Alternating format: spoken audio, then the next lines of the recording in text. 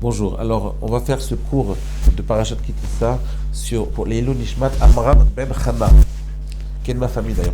Amram ben Chana, qu'Akadosh Baruch Hu, il puisse élever son âme, les Ilou Nishmaton. Regardez, Rabbi Yosef, écoutez bien. Parashat Kitissa, vous savez, c'est la paracha de la faute du veau d'or. Alors on va essayer d'expliquer la faute du veau d'or. Vous savez que la faute du veau d'or, en fait, c'est un peu un replay de la faute d'Adam Arishon. Vous savez ça, Rabbi Yosef? C'est un replay de la faute d'Adam Arishon. On va essayer de parler un peu de relier avec ce qu'on a fait la dernière fois. Regardez bien. Vous savez que... Bon, on va le prendre différemment. Regardez. Pourquoi ils ont fauté? Le clan d'Israël, ils ont vu Diplé, ils ont vu la mer s'ouvrir, ils ont vu Moshe Rabbeinu. Imaginez-vous, Rabbi Yosef, si vous aviez vu Moshe Rabbeinu, ça vous aurez pu faire un veau d'or. Impossible, non? Pourquoi ils ont fauté? Parce que Moshe Rabbeinu est arrivé en retard. C'est super bizarre, non? Il est arrivé en retard.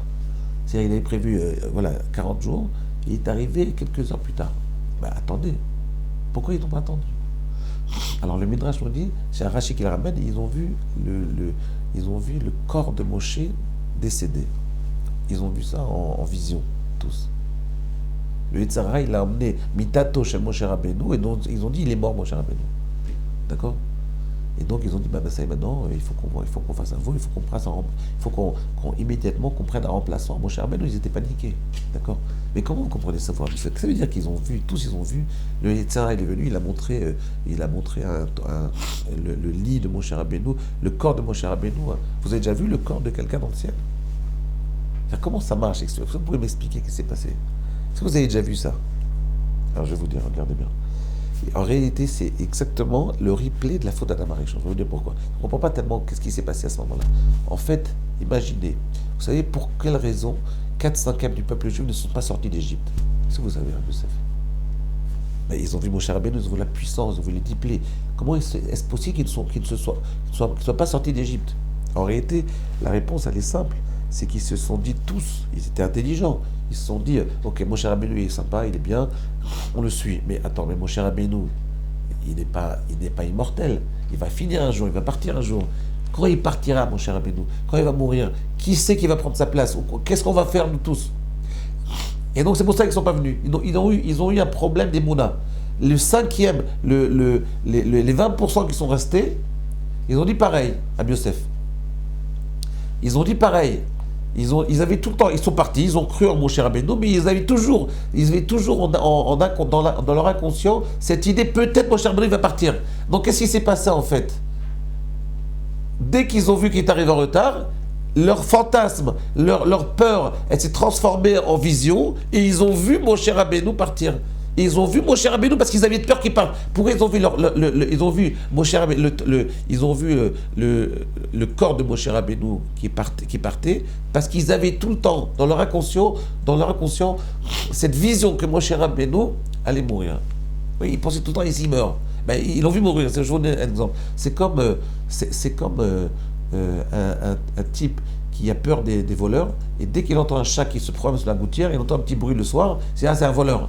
Oui, il pense tout le temps à ça. Vous comprenez? En réalité, la faute d'Adam Arishon, la faute du veau d'or, toutes ces fautes-là, elles proviennent d'un problème essentiel.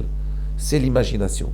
C'est l'imaginaire. Alors écoutez bien, là-dessus, je vais essayer d'expliquer un peu de quoi il s'agit.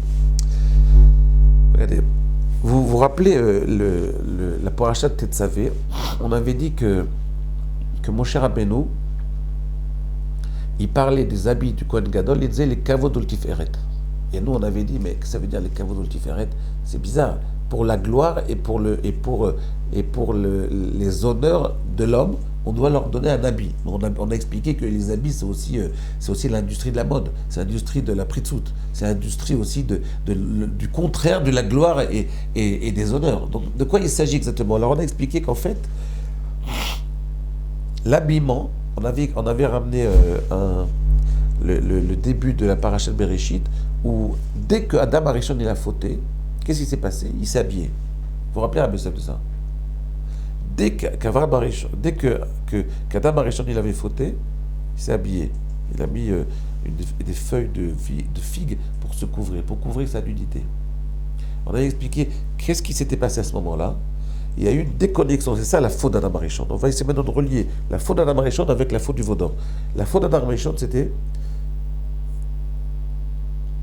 Il y a eu une déconnexion entre l'intérieur et l'extérieur. Avant la faute, l'homme, il était Toho Kebaro. Après la faute, l'homme, il s'est déconnecté. Il y a eu deux systèmes qui étaient déconnectés, l'intérieur de l'homme et l'extérieur de l'homme.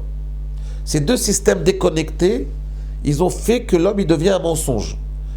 Donc il y a l'extérieur de l'homme.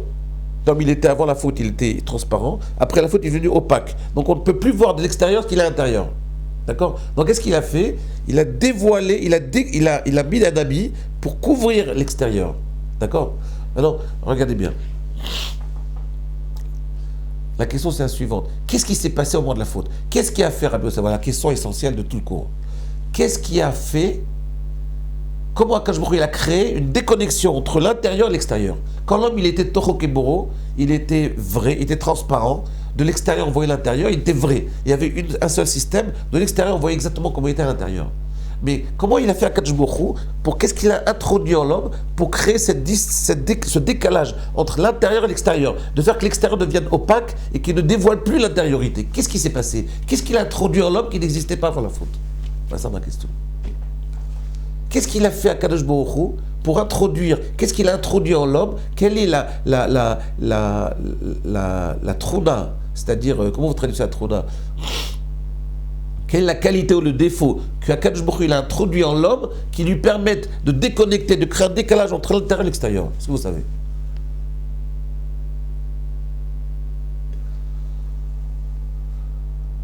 Eh bien, c'est le dimayon. C'est l'imaginaire. Avant la faute, l'homme, il n'avait pas d'imagination. Et après la faute, l'homme, il a commencé, pendant la faute, il a introduit l'imagination dans l'homme. Il a introduit la notion de fantasme, la notion de virtuel. Le mensonge, il provient du dimayon. Ce qui va créer maintenant, c'est le système de vie d'un homme après la faute d'Adam Arishon. C'est un système de vie qui doit tenir compte maintenant de l'imaginaire, de l'imagination, du dimayon. Comprenez? Et à partir de ce principe-là, maintenant, ce qu'on va essayer de faire dans le cours suivant, c'est d'analyser de quoi il s'agit. Rav Wolbe parle très souvent du dimayon. Il dit qu'est-ce que c'est le dimayon? On va essayer d'en parler la prochaine fois. À demain.